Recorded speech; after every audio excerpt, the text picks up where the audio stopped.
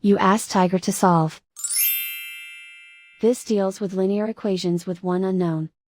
The final result is f equals 2. Let's solve it step by step. Simplify the expression. Convert the integer into a fraction. Combine the fractions. Combine the numerators. Multiply the fractions. Simplify the arithmetic. Expand the parentheses.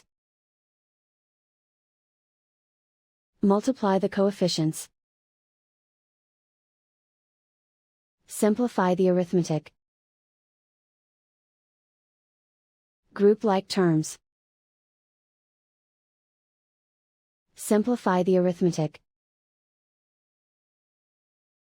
Group all f terms on the left side of the equation. Subtract 5f from both sides. Group like terms. Simplify the arithmetic. Group like terms. Simplify the arithmetic.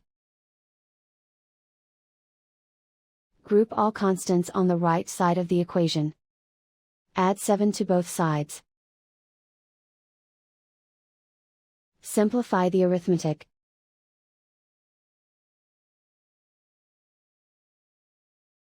Convert the f into a positive number. Multiply both sides by -1. Remove the ones. Simplify the arithmetic. And so the final result is f equals 2.